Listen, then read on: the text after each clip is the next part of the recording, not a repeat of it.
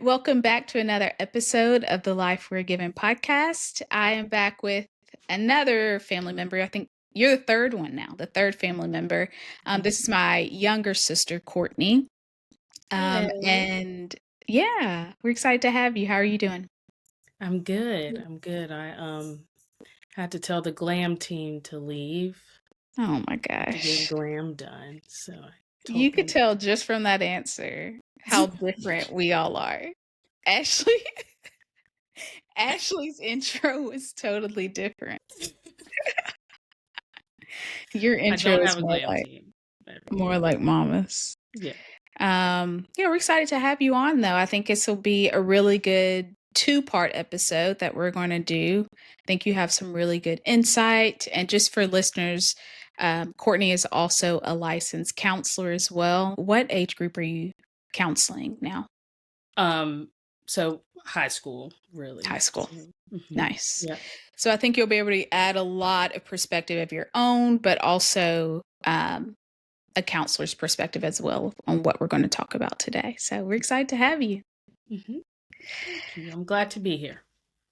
All right. So for part one, I thought we'd really focus on your perspective on when I was sick. So from my diagnosis, I want to know your perspective. And I think this is such a good episode and a good topic because you really don't get to hear about the siblings that go through what one sibling goes through when they're diagnosed with something that's a big health issue within the family.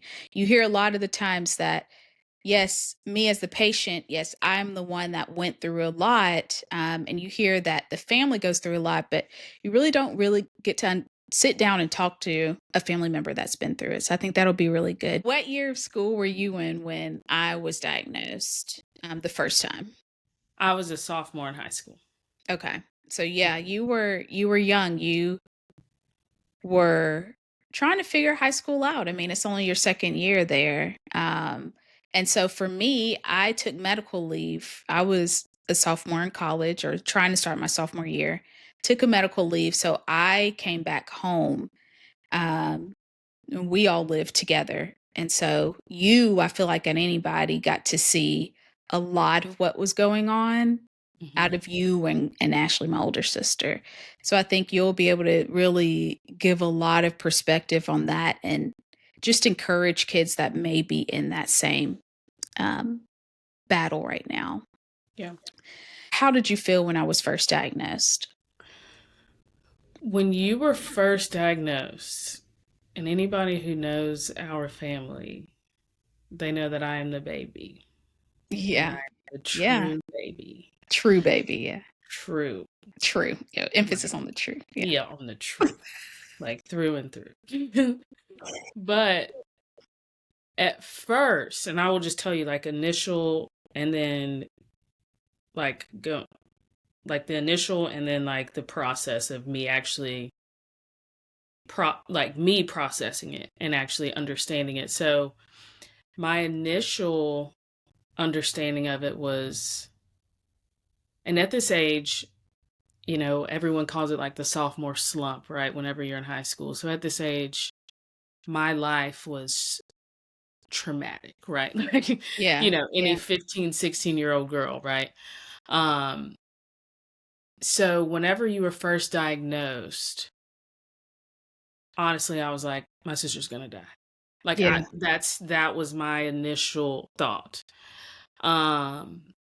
And I honestly didn't have a complete concept of what you were actually going through. Like, I really didn't, because going back to being the true baby, mom and daddy honestly tried to hide a lot from me, or not hide, I don't want to say it in that way, but they wanted to protect me, because they were also like, well, she's still young, she's still in high school. How much can we really tell her? How much can she really handle? So without being given a lot of information, I honestly just went to the worst thing possible. Of course. Yeah, you're young. So that, yeah. Like, and obviously you have all these hormones and emotions are high whenever you're that age. So I was like, my sister's gonna die. Like, Yeah. literally, that death was the only thing that I thought of. So, yes, I mean, I'm a Christian at that time, was a Christian. We were raised in church.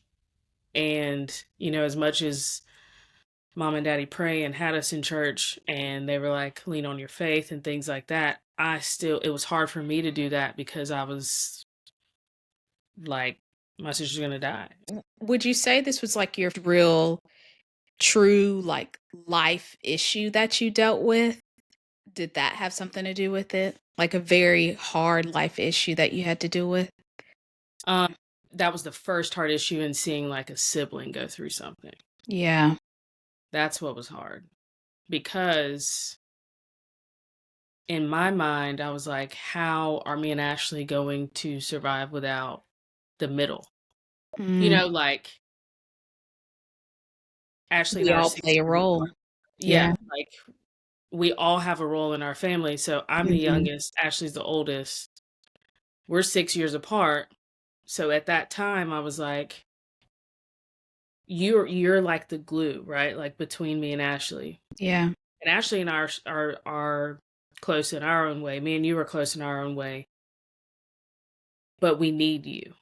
You know what Yeah. I mean? Because there's that gap of like, or at that time too, there's that gap of, well, Ashley's a full-blown adult. I'm still in high school. We don't have anything in common. What are we going to do without Brandi? Because she's like the mediator.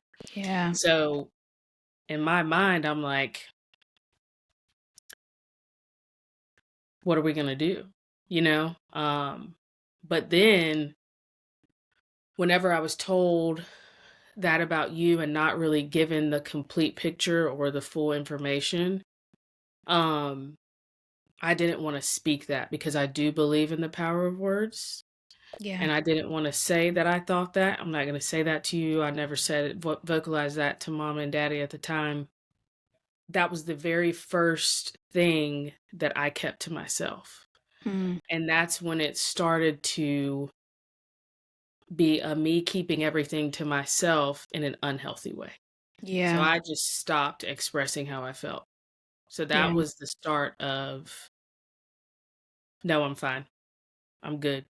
But the reason why I was doing that was because I was like, Brainy needs more attention than I do. I'm good. I'll figure And it out.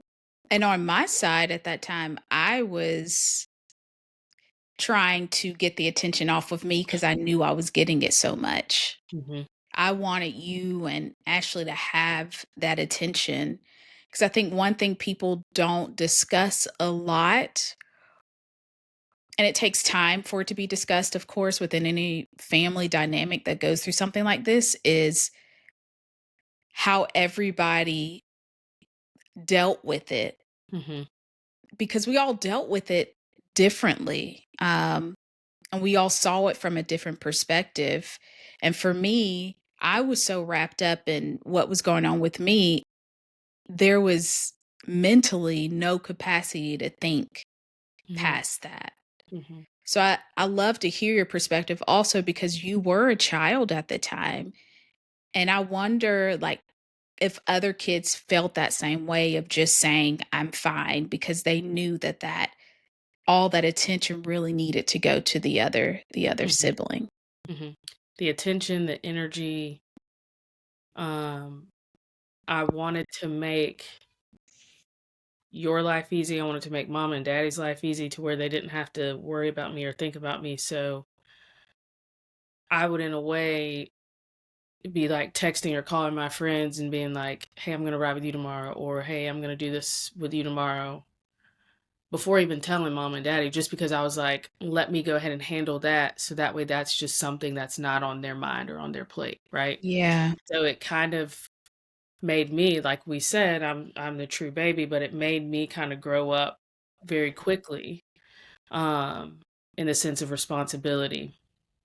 And not that that's anyone's fault. Like, I don't blame you. I don't blame mom and dad. I don't blame anyone. I just think that I was in, like fight or flight mode, right? Like I was just in like, all right, I'm about to fight, like just for myself and keep my feelings at bay because I don't think that they need to worry about me, like, so how I'm feeling, it doesn't matter right now. Like, there's something bigger that's happening, right? Yeah.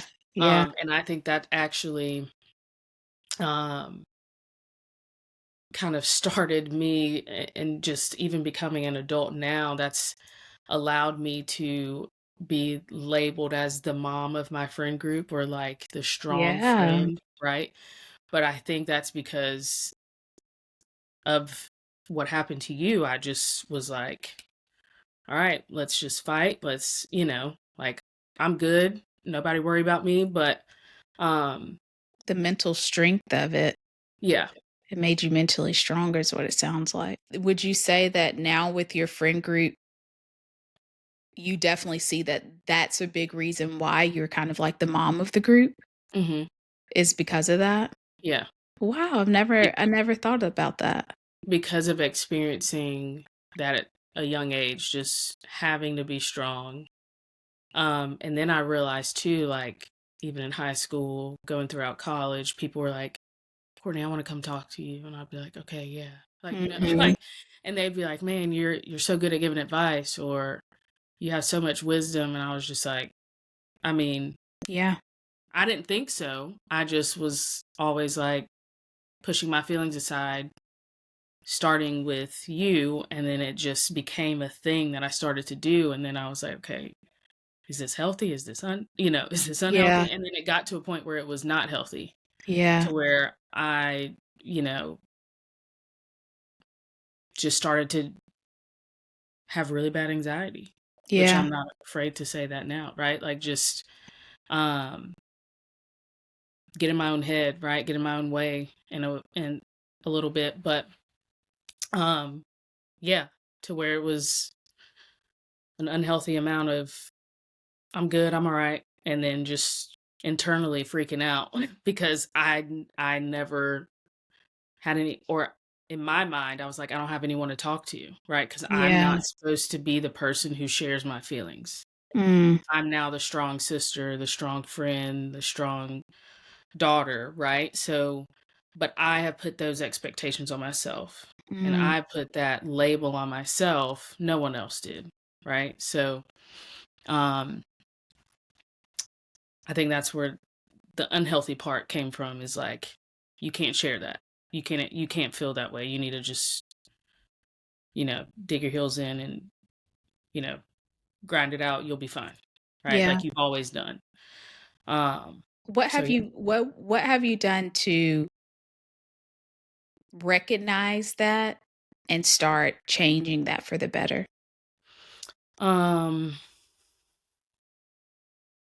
I recognized it whenever I was in college and just simply taking tests. I mean, I was like, something's wrong. Like, because in my mind, I had so many other things going on that I couldn't even focus on taking a simple test in a room full of other people, to where I would be like, oh my gosh, they're looking at me. Oh my gosh, like they're finished before me. So, and people are looking at me, they're noticing I'm not fit. And that was never the case, right? Yeah. Um, so when I realized that I was like, this is not normal. Like, I need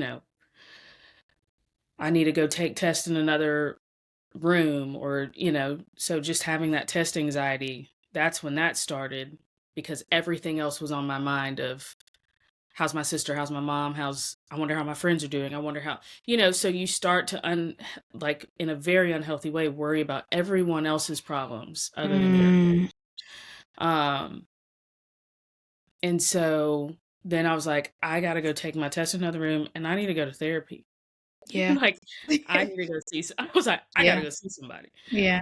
Um because, and anyone who knows our mom, God love her, but if you tell her something's wrong with you, she wants to fix it Oh, yeah. Yeah. on site. Yeah. like Yeah. like Now. Yeah. right now.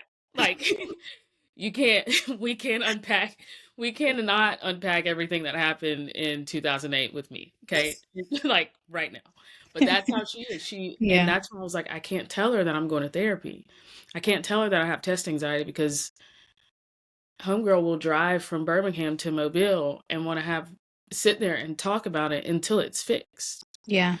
And daddy will be right there with it, but daddy will just sit there and, Yeah. and will be silent. But, and that was also another thing. I was like, I can't have them worry about me right now because they need to worry about the house or worry about something else. Right. So then that was another thing that I was like, okay, I'm going to go get therapy on campus. I'm going to, do this, go do that. And then I'll tell them I'm going to get therapy, but I'll tell them, hey, I got it. Don't worry about it. I've got it. It's already handled. It's already 'Cause you were done. used to doing that. Yes. Yeah. That makes a So, lot of sense, though.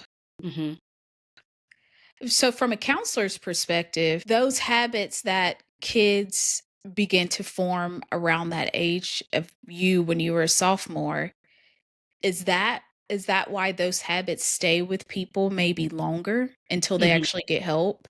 yeah, yeah, and Hmm. that's, one thing that I've done, like, in the past, just anytime a kid has come to my office is just be sure to tell their parents and tell them while they're sitting in front of me, like, I tell a little bit of my story. I don't go in detail, right? Because it's not about me, but I just say therapy at this age is so good.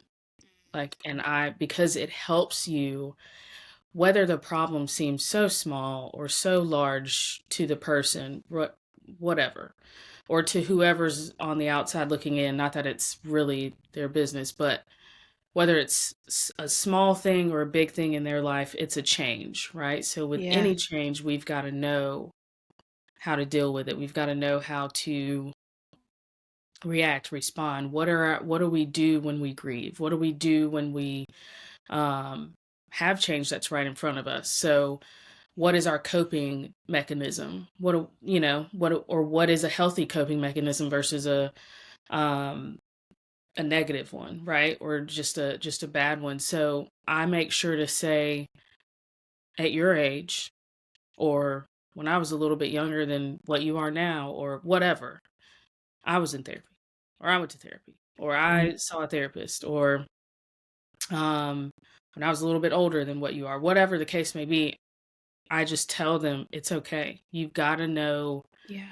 how to cope. You've got to know what to do when something like this happens and it pops up because you don't want to carry that later on down the road, even when you're married or when you have kids or whatever the case may be, because your marriage can suffer because of it or it can thrive because of what you've done.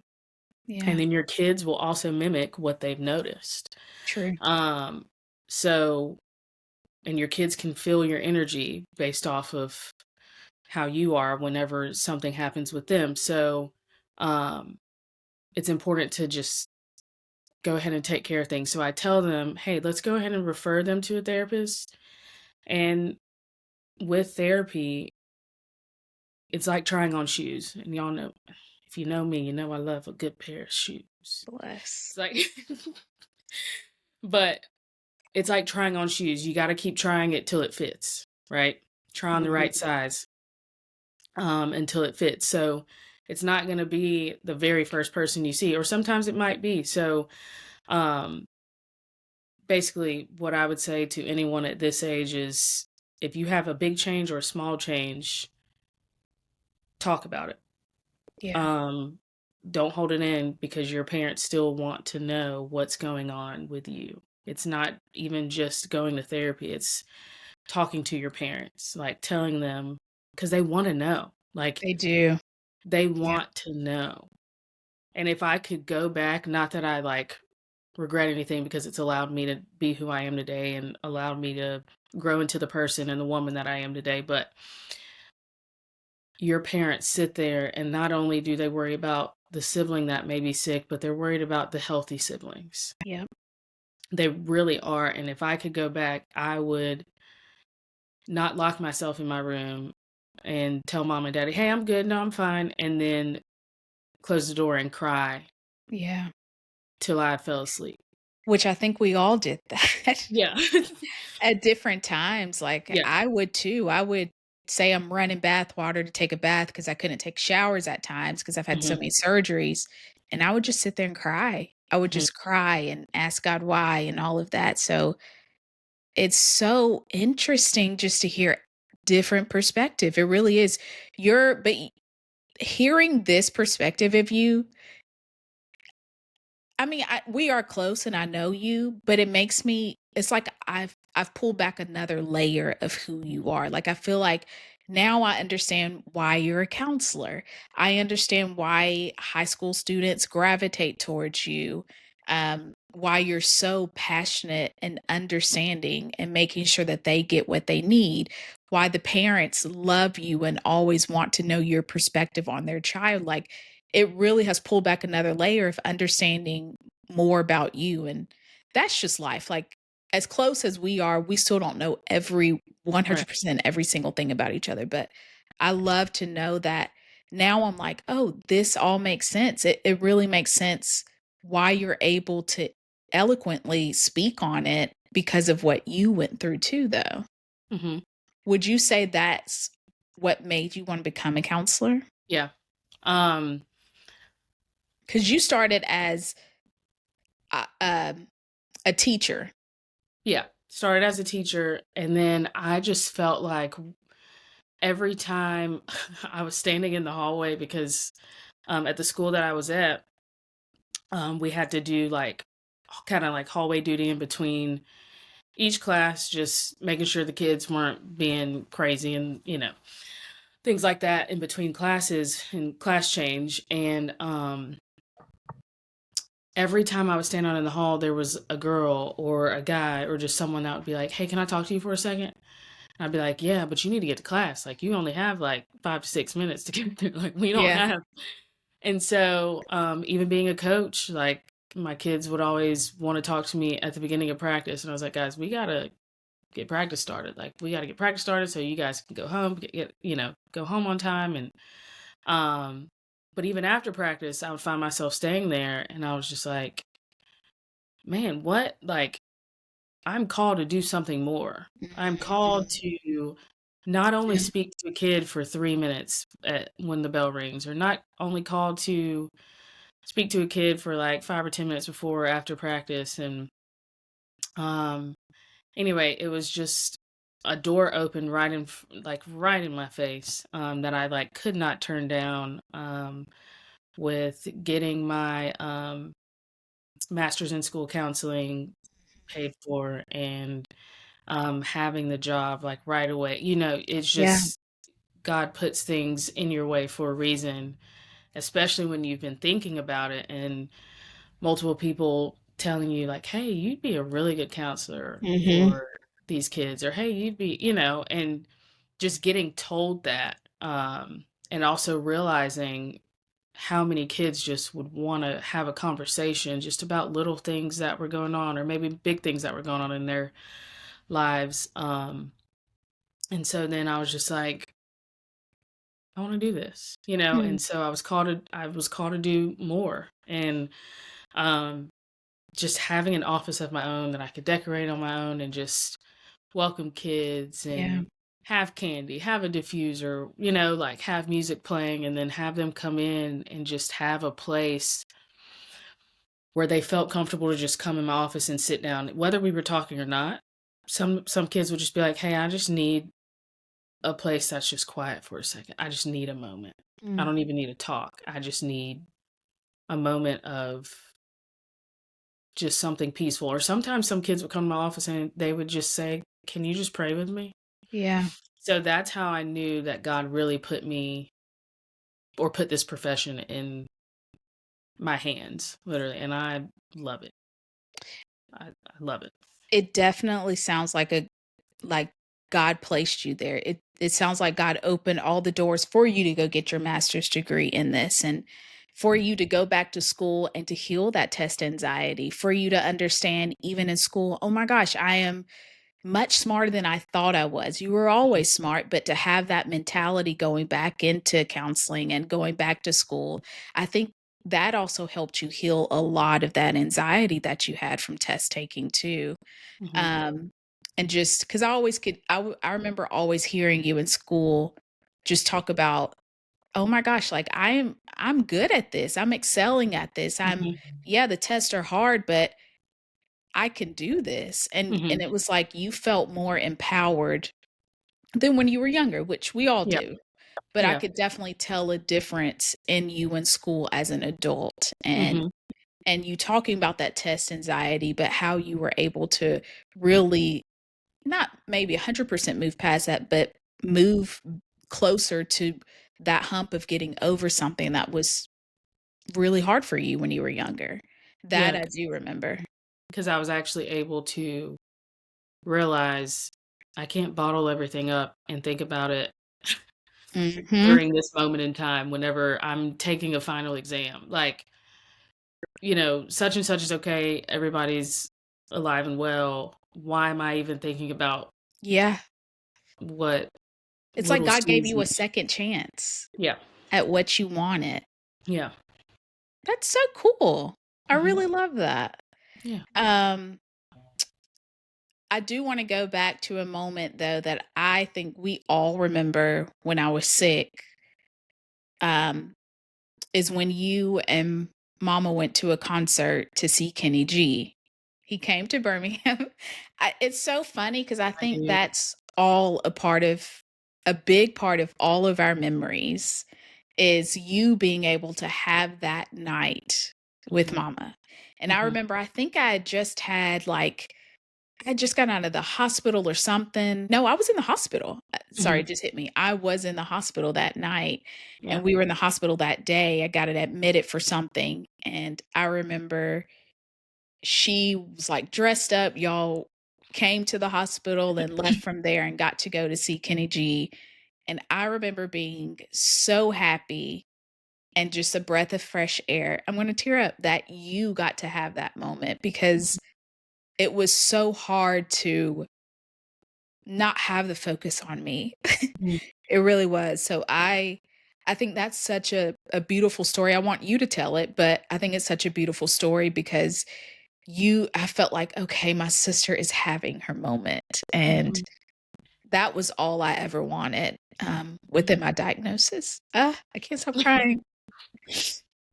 You're supposed to be the one crying. You just had the baby. um, but I do. I really I love that moment that you got to have with mama Yeah. because I think you needed it. Yeah. Mhm. So I do want you to tell that. I won't tell your story, but I do want Um, you to tell that story. no, it's okay. You're about to make me tear up. Um, okay, so I just remember that entire I feel like the week just leading up to it. And I can't remember exactly how it happened. I can't remember if I found the tickets or if mama did. I don't remember who found it, but either way, Yeah. we were like, let's go. And mom was like, we have to go. Like she was Yeah. like, we're going. And then I remember while you were in the hospital, I was telling mom, I was like, it's okay if we don't go. Like I just remember saying, we don't have to. Brady Yeah. needs you more. Like I No, no, no, just no. I was like, I can go with someone else. Like you just go there. Like we don't have to go. And mom was like, we're going. She said, Yeah. I am taking you. We're going to see Kenny G. And we went to dinner before. And if my memory stands correct, You if got a any steak. I had a steak. A medium rare steak. Oh, And I can't remember, and people are gonna judge me, whatever, but if you knew about the Applebee's on Lakeshore, okay? oh, at that time, yeah, that was Slapped, yeah. okay? If you knew this Are Applebee's, those even around anymore? I mean, I don't even know, but I think Right? there's one down here, but anyway, I just remember being like, I wanna go to Applebee's, get a ribeye, and it needs to be medium rare. And because mom was like, we'll go to dinner, we'll make a whole night of it, Yeah. right? And then we'll go see Kenny G. And if you know me, I love some Kenny G. Oh my gosh. You and mama love Kenny G. Just vibing to this old man. With low key a Jerry girl. Happened to this old man with some curly hair. I think I'm the youngest person in this audience anyway. Probably, yeah. I think I was. People probably Googling who is Kenny G. Yes, it Right. was Kenny G. I was full off a steak and a baked potato with some broccoli probably and a Sprite because that was my normal order at Fabulous. Applebee's. Going to Kenny G, vibing, and I just remember um hugging mama and just telling her like thank you for tonight. And then I remember just going to bed for the first time in what felt like forever with a smile on my face Yeah, because I had finally done something that I loved and finally felt like, oh, I'm not forgotten. yeah, I'm seen, I'm still seen, or like, because at that age, nobody loves me. yeah. But The like the drama on top of yeah, yeah, what you're yeah, going through. and, just being dramatic. Good lord. But just so dramatic. Um, but just being like, "Oh my gosh, my parents still see me. My mom still sees me. They still love me."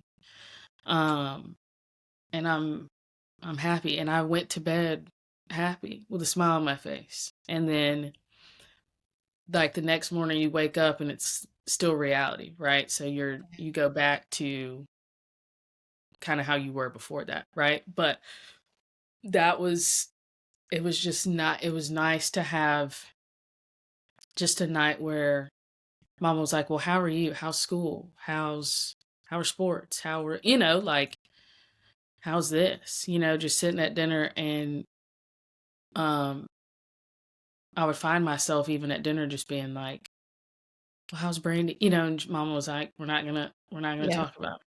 She's like, yeah, "You know, I love her, but we're not gonna this is about you tonight." it is, yeah. Um And I was just in the back of my mind now, or like in my head, I'm still thinking about you because that was me at that time where I was like, I wonder how she is. Is she okay? Is she?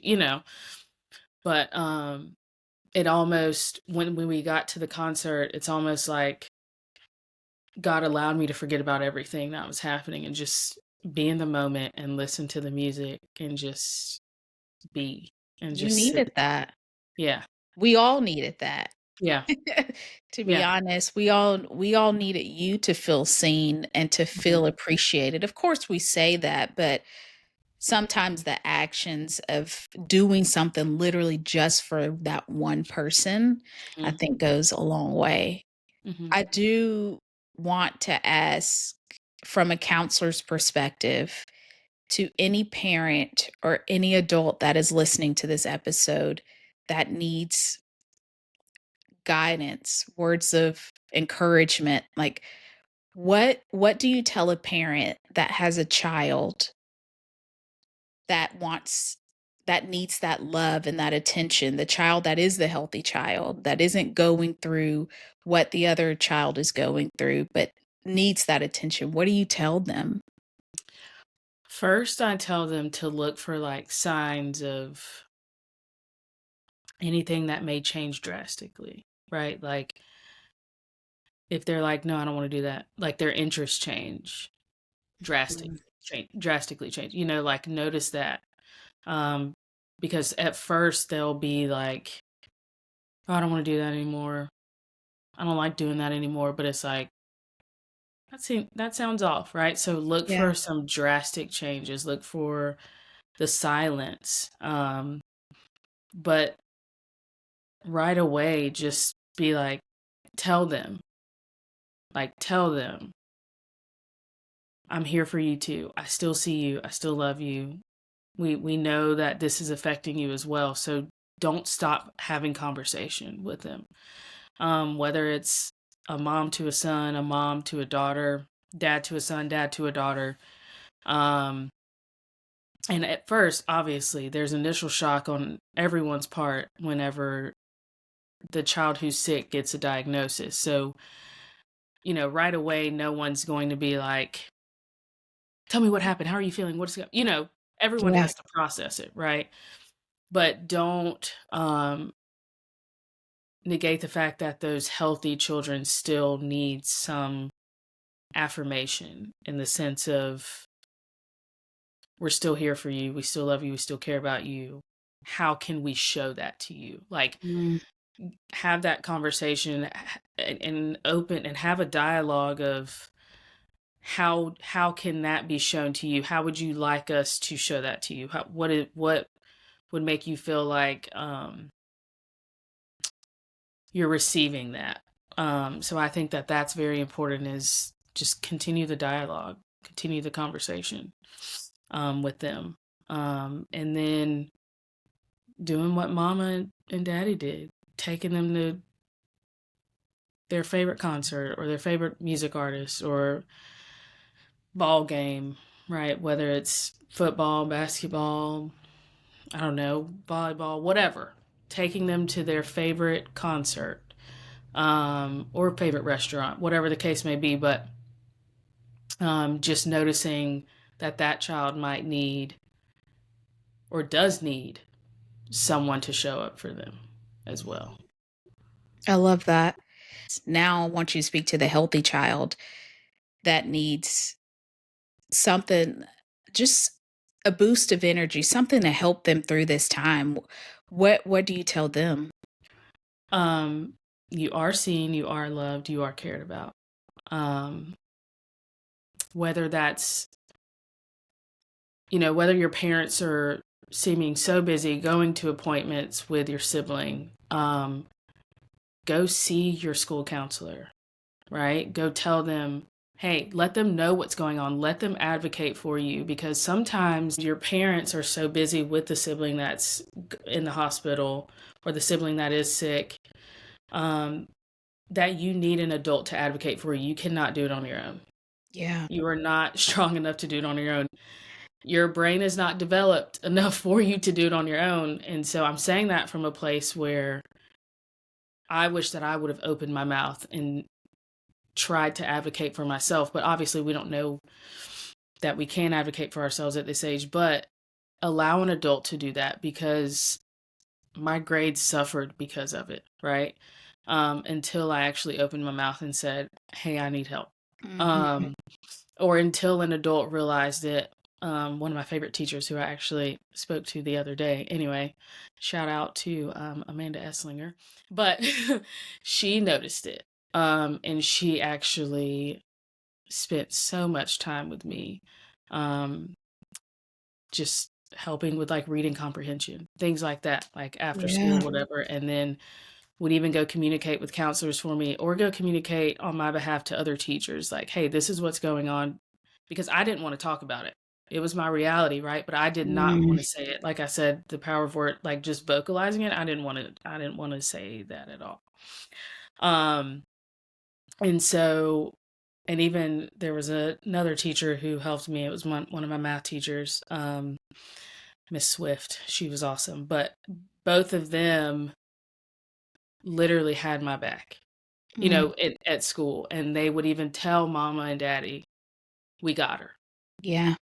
They would tell her, hey, don't worry, we've got her here.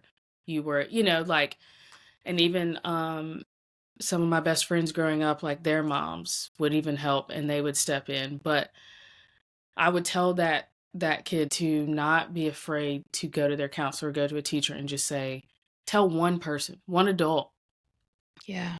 can you communicate this for me? Because I can't say this over and over again to 7 different teachers, Mhm. right? Or to my coaches or things like that.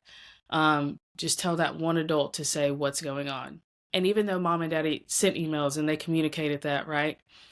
Um, but in them knowing, in my teachers and coaches and them knowing what was going on, they helped. They stepped in. They were the adults that would advocate for me. So, um, have that dialogue with that one adult, that trusted adult that you have, that's outside of your parents. But also, don't stop the dialogue with your parents and telling them what's going on, because Mm. they want to know what's going on too, right? You do. So it's not just people who are outside of your family, but your family wants to know what's going on because they are worried about you as well. So you can't stop the dialogue either. And just simply saying, I need y'all to just hear me for a moment, or I need a moment, right? Don't cry yourself to sleep, because I did many nights, right? I think we all did, right? But cry together, right? Feel together. Let them know what's going on emotionally. Like, let them know you're scared. I don't think I ever vocalized that I was scared um, until like a little bit later. Um, but at first, I never said it. I never said in my what was going on in my head that I thought you were going to die. Like, I Yeah. never. Um, I don't think I ever said that to anyone. I think we all had that thought. Yeah. I definitely did, but Hmm. I think we all were trying to protect each other so much, Hmm. we kept a lot to ourselves. Hmm. But I think you have such great advice in saying cry together. Yeah. Vote like open your mouth, vocalize, communicate. Even as a family, I think that's great advice of don't don't think because you're keeping it in or you're closing the door and you're crying when nobody sees you that that's the way to handle it, because I think if we all had to do it again, we would do it differently if we could go back. And that doesn't mean that the other person's not feeling the exact same feelings that you are too, Yeah, yeah, because we were all feeling the same thing, but a lot of us were like you said, protecting each other, and we all didn't want to say it to each other because we were like, yeah, let's not do that and just move on, right? yeah. Like, um, So I think it's great advice to tell a child, like, it's okay. The way you're feeling is probably how other people in your house is feeling as well. mhm, mhm, I think it's great to say. We touched on this a little bit about moving into adulthood and how, you know, that time in your life really, in some ways, prepared you for adulthood. How would you say that prepared you of dealing with other life obstacles in adulthood? um, not letting my mind go to the worst place, but also my faith grew stronger Mm, as well. yeah, So, in seeing, if people only knew, but if in seeing the amazing things that God has done yeah, in your life and in my life, yeah, and people will know, I guess in part two of this, right, that God, his timing, he never fails, he sees you. And it's the, I can't even like express it, but in realizing during the waiting, during the storm, you have to lay it at his feet and you cannot pick it back up because you have to completely trust in him that mm. it's all going to work out. And the story, and it's my husband always says, it's already written. Why are you Mm. worried? Oh, Don't I love worry. that. It Yeah, is already written. it's already written. It's already done. So why worry in the process, right? Whenever we just need to, again, keep that conversation, keep that dialogue between you and your Lord and Savior, Jesus Christ, Yeah, right? Just let him know how you feel. It's prepared me just seeing him move mountains in your life with your health, with your yeah. story and where you are today. Like, would you have thought that you would be doing what you're doing right now? I knew the question you were about to ask. No, Like, no, and having a absolutely podcast. not. Do you know what I mean? Like, Mm-mm. that's what I'm saying. Like, if people only knew where you were, where our Yeah, family was yeah. at this time years ago. The people that came through for us when we didn't have Mhm. the strength to, like, you talked about 2. I know you have much more, Oh, Miss yeah. Etzlinger and Miss Swift, Mhm. but just those relationships you built over time, like, I don't think people understand when you do something from your heart with no motive, nothing behind it, wanting nothing from it, how, like, that is an instrumental part of our story, like Miss Beverly, like, I Mhm. think of the people that truly came through for us, just tons of people, and how they are, more than they know, an instrumental part in our stories Mhm. from that time. Like you Yeah. said, there's no way you could have maneuvered high school without having those supportive teachers Mhm. that said, "I got it. Mhm. I got her. When she's Yeah. here, we've got her." Yeah. I think that's such a beautiful part, are the relationships you built and the relationships you still have today with them Mhm. too. Yeah. Yeah. Like, and I'm laughing at this because my 3 best friends in high school, Haley, Harrison, and Annabeth, Yes. and all their parents, Yep. and how they fed me because anybody who knows me knows I love to eat. Bless her. So I would go to their house after school, sometimes before school, after even eating my breakfast, my lunch, dinner, whatever. I would go over there, they'd be like, "Courtney, how can we feed you? Like, what would you like to eat?" Um, but them just helping and them stepping in, giving rides to and from places because I am like the baby of even my grade and I couldn't drive yet. I didn't drive till my junior year, which is very funny. But them picking me up and taking me places to games, to wherever. But yeah, shouting out those people that are imprinted in our minds and in our hearts. Um, and it's like those, it's not even like this, but God put them in our lives for a reason. And they were the angels that were placed on this earth to Mhm. help us get through and get by um, Yeah. with our everyday life.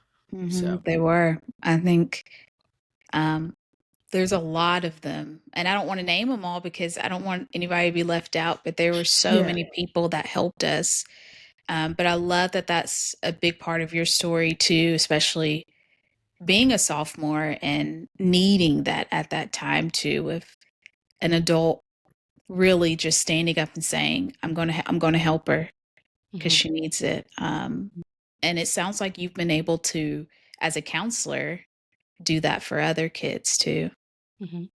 which is so cool. Yeah. It's so cool where God places you and like full circle moments that happen.